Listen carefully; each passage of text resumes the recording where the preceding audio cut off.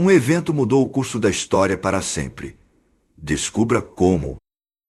Em meados de 1945, a Europa celebrava o fim da guerra, mas o Pacífico ainda era um inferno em chamas. Milhões de vidas foram ceifadas numa campanha marcada por ferocidade inigualável e sacrifício extremo. O Império do Japão, isolado e esgotado, recusava-se a ceder, prometendo uma resistência final custe o que custar. A sombra da morte pairava sobre as ilhas japonesas, enquanto os aliados preparavam a maior invasão anfíbia da história. Contudo, nos bastidores, uma arma de poder inimaginável estava prestes a mudar o curso da humanidade para sempre. Este é o relato dos últimos dias de um império, da decisão que chocou o mundo e da rendição que encerrou a guerra mais devastadora. Esta é a história de como a bravura humana, a obstinação política e a ciência terrível convergiram para o desfecho dramático de um conflito global. É a narrativa do fim de uma era forjada no fogo e na dor, com ecos que ressoam até os dias de hoje. A guerra no Pacífico foi uma saga de brutalidade sem precedentes, combatida ilha por ilha, palmo a palmo. Desde Guadalcanal a Iwo Jima, as forças japonesas demonstraram uma fanática determinação em lutar até o último homem. Táticas como os ataques kamikaze personificavam esta mentalidade de sacrifício total, aterrorizando as frotas aliadas. A campanha de Okinawa, concluída em junho de 1945, serviu como um presságio sombrio do que viria. Mais de 150 mil mortos, entre soldados e civis, em apenas 82 dias de combate selvagem. Esta batalha evidenciou o custo proibitivo de uma invasão direta das ilhas principais japonesas. Os estrategistas aliados estimavam que a Operação Downfall, a invasão do Japão, poderia custar milhões de vidas. Tanto japoneses quanto aliados se preparavam para um banho de sangue sem paralelos na história militar. As cidades japonesas já estavam devastadas por bombardeios incendiários, mas o espírito de luta persistia. O governo japonês, dominado por uma facção militar linha dura, insistia na estratégia de Ketsugo, a operação decisiva. Eles acreditavam que poderiam infligir perdas tão catastróficas aos aliados que forçariam uma paz negociada. O orgulho e a honra nacional eram inegociáveis, mesmo diante da ruína iminente. Em 26 de julho de 1945, os aliados emitiram a Declaração de Potsdam, exigindo a rendição incondicional do Japão. A declaração alertava sobre uma pronta e total destruição caso a oferta fosse rejeitada. A resposta de Tóquio foi o mokusatsu, uma recusa tácita que selaria seu destino. Nos Estados Unidos, o projeto Manhattan culminava secretamente na criação da arma mais poderosa já concebida. O presidente Harry Truman, confrontado com as estimativas de baixas da invasão, autorizou o uso desta nova e terrível tecnologia. O destino de milhões de pessoas estava agora em jogo, suspenso por um fio. Na manhã de 6 de agosto de 1945, um bombardeiro B-29, o Enola Gay, decolou para sua missão histórica. Sobre a cidade de Hiroshima, às 8h15 da manhã, a Little Boy foi lançada, caindo por 43 segundos.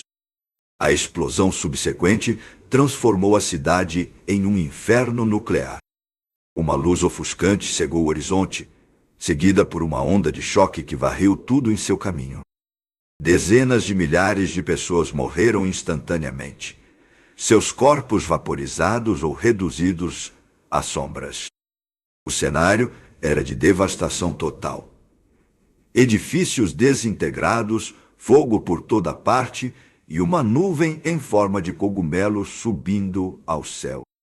Em Tóquio, a notícia da catástrofe demorou a ser compreendida, gerando confusão e incredulidade entre os líderes. O Conselho Supremo para a Direção da Guerra, o Big Six, debatia a situação, mas sem consenso. A maioria dos militares ainda se recusava a aceitar a derrota, duvidando da natureza da nova arma. 3 dias depois, em 9 de agosto, a União Soviética declarou guerra ao Japão e invadiu a Manchúria com 1,5 milhão de soldados. Este ataque massivo, quebrando um pacto de não agressão, destruiu qualquer esperança japonesa de mediação soviética. A situação militar do Japão tornou-se insustentável em todas as frentes. No mesmo dia, às 11h02 da manhã, uma segunda bomba atômica, a Fat Man, explodiu sobre Nagasaki. Mais 40.000 pessoas morreram instantaneamente e a cidade foi arrasada por completo. A dupla tragédia e a entrada soviética na guerra quebraram a espinha dorsal da resistência japonesa. Dentro do governo japonês, o impasse persistia, com os militares ainda relutantes em aceitar a rendição incondicional. Eles propunham continuar a lutar até o fim, preferindo a aniquilação à desonra. A nação estava à beira do colapso, mas a teimosia militar impedia qualquer decisão final. Com o país à beira da aniquilação total, o imperador Hirohito tomou uma decisão sem precedentes. Ele interveio diretamente no debate do Conselho Supremo, quebrando o impasse com sua decisão sagrada.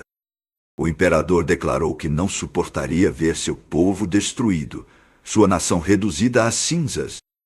Em 10 de agosto, o Japão ofereceu sua rendição, com a condição de que o status do imperador fosse mantido. Os aliados responderam rapidamente, reiterando a exigência de rendição incondicional, mas permitindo que a forma final de governo fosse determinada pelo povo japonês. A mensagem foi clara e direta. Ainda assim, facções militares tentaram um golpe de Estado, o incidente Kijo, na noite de 14 para 15 de agosto. Eles invadiram o Palácio Imperial, buscando destruir a gravação do discurso do imperador que anunciava a rendição. O golpe falhou e a gravação foi protegida. Em 15 de agosto de 1945, a voz do imperador Hirohito, nunca antes ouvida publicamente, ecoou pelo rádio. Em seu discurso, conhecido como Gyokuon Hozo, ele anunciou ao povo japonês que a guerra havia chegado ao fim. Era o fim da guerra e o início de uma nova era. Em 2 de setembro de 1945, a bordo do encouraçado USS Missouri, na Baía de Tóquio, a rendição formal foi assinada. O general Douglas MacArthur presidiu a cerimônia, enquanto representantes aliados e japoneses finalizavam o documento. O mundo observava em silêncio solene. O ministro das Relações Exteriores, Mamoru Shigemitsu, assinou em nome do imperador e do governo japonês. O general Yoshijiro Mezuo assinou pelo quartel-general imperial, simbolizando o fim de uma era.